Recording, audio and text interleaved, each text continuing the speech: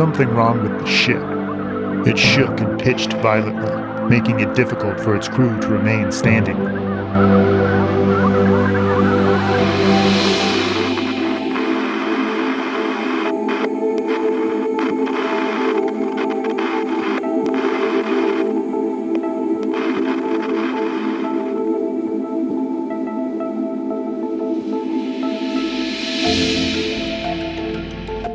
Warning lights, buzzers, beeps, and sirens intensified the sense of panic aboard the Obadajir.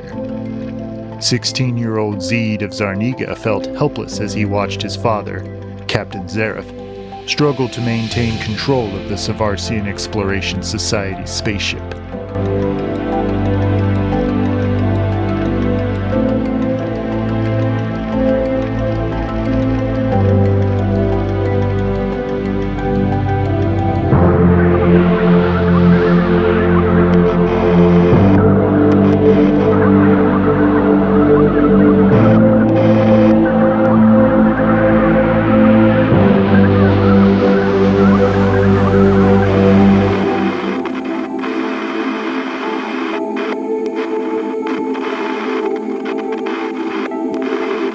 Zeed could see fear and uncertainty on the pale faces of the crewmen as they manned their stations or rushed to other parts of the bridge. Suddenly, a loud, repetitive clanging joined in with the other sounds, and Zeed cringed, covering his ears as he looked around for the source.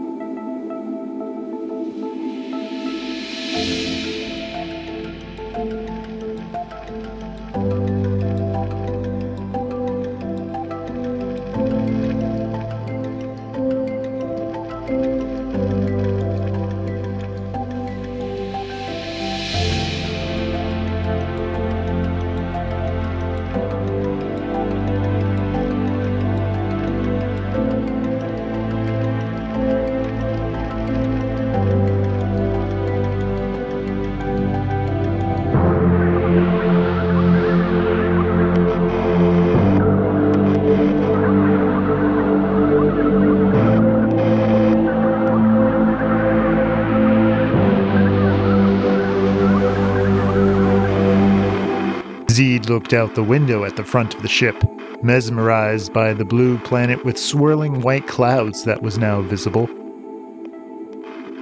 His father had said this planet may be their only chance to survive, a planet called Earth.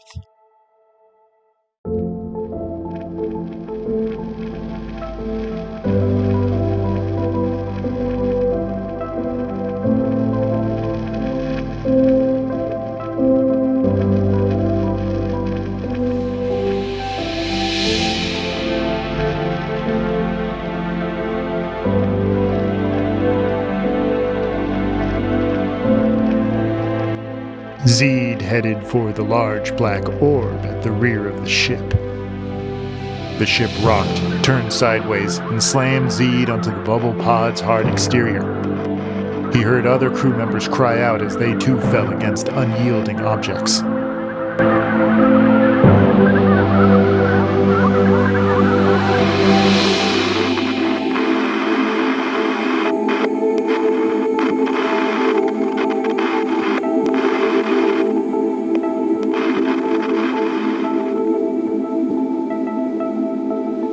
When the ship returned to its proper orientation, Zeed scrambled to his feet and placed his hand on the bubble pod's smooth black surface. He had no idea what was happening outside the bubble pod, but he could still feel the uncontrollable shaking and abrupt movements of the ship.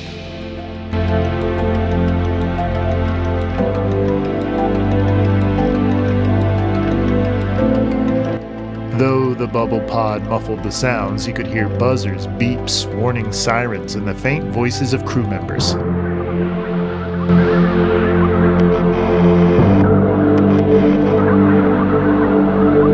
Suddenly, the ship began to thrash around more violently. His whole body felt like he was about to be shaken apart, and a new wave of fear washed over him. But then the shaking stopped. Somehow, they had done it.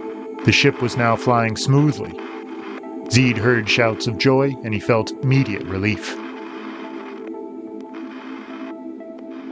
Zeed released all the straps and headed for the door. But just when he was reaching for the access panel, there was a loud explosive sound and the ship pitched downward, throwing Zeed into the curved interior wall of the bubble pod.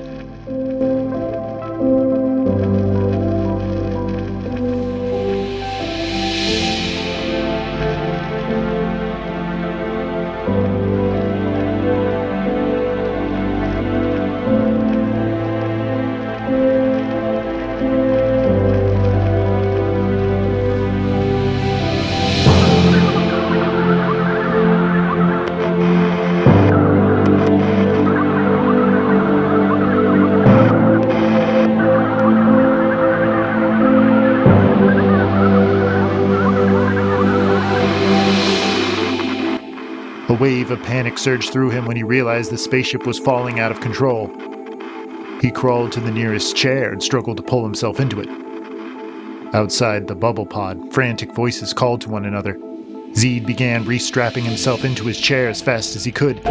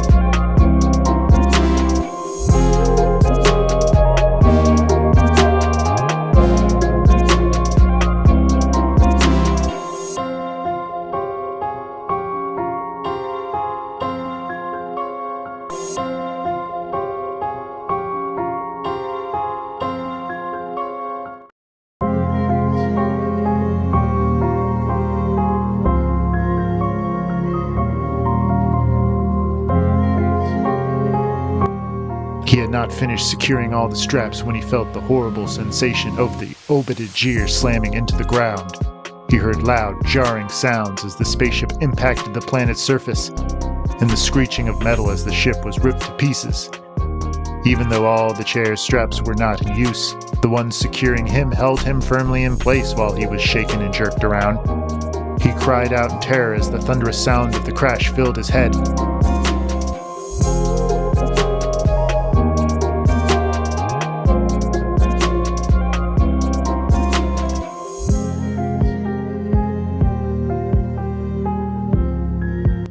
Zeed began fumbling with the straps that held him in place, and when he released himself, he fell to the top of the bubble pod, which was now beneath him.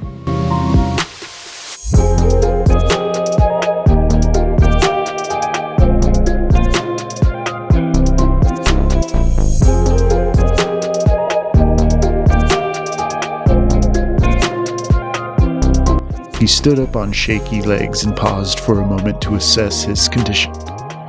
He felt bruised and nauseated, and he had a terrible headache, but otherwise he seemed to be okay.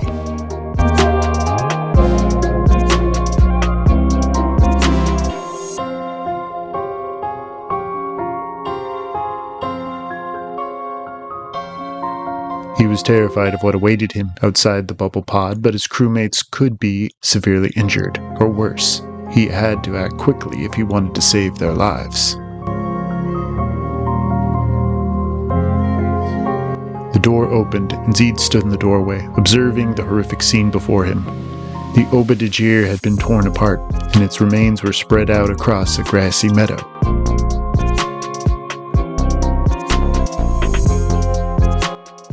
He moved forward, feeling overwhelmed by what he was seeing. He rushed up the slope, searching through the debris and calling out the names of his crewmates, but he received no response to his desperate cries. He turned full circle, surveying the devastation. The scattered fragments of the Obadiah stretched out all around him in every direction.